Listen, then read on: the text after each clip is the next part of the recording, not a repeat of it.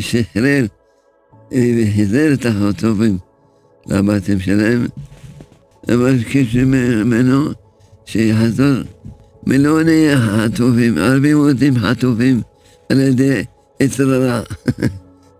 שהשם יחזיר את כולם. Comment est-ce qu'on est, littéralement, on peut être sauvé de ce déluge d'hérésie qui tombe?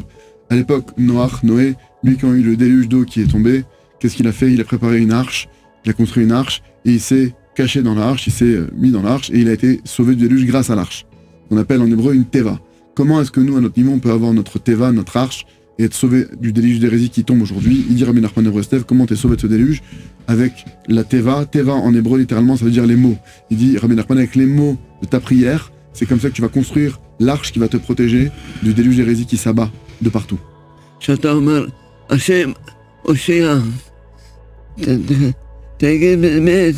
Quand on dit les mots quand on dit les mots avec vérité, d'accord? La vérité, c'est de la lumière. La vérité, c'est Hachem en personne. Et Hachem, c'est lui la lumière de ce monde, c'est lui la lumière des lumières. Donc maintenant, quelqu'un qui va dire donc les paroles de la prière avec vérité, avec authenticité, d'accord, il va recevoir une lumière. C'est Hachem. Cette lumière-là maintenant qu'il va recevoir, elle va l'éclairer dans l'obscurité dans laquelle il se trouve, et il va trouver comment se défaire et sortir de son obscurité.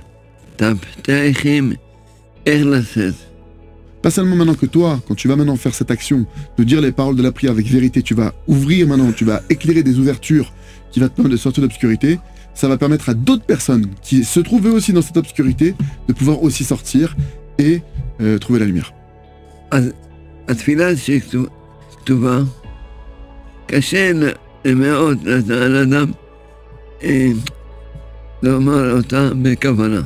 Donc l'Aïdbo des doutes, c'est un chemin pour s'attacher avec Hachem avec plus de facilité.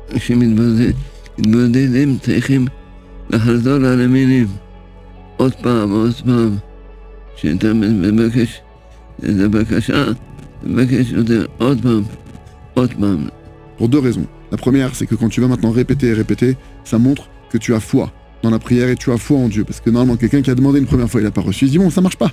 Le fait que tu continues, c'est que non, tu dis ça marche, ça va marcher. Ça marche, c'est qu'Hachem il entend mes prières. Maintenant, il y a un compte de prière. Et deuxième point, par le fait de répéter et de demander encore avec insistance, etc., par ça, tu montres à Hachem ta volonté profonde.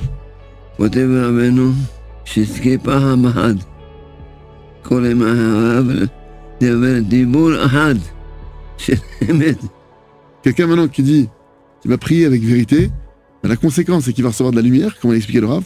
De cette lumière maintenant, toi qui es dans cette obscurité, tu demandes quelque chose, c'est l'obscurité que tu vis, tu demandes de l'aide pour ça.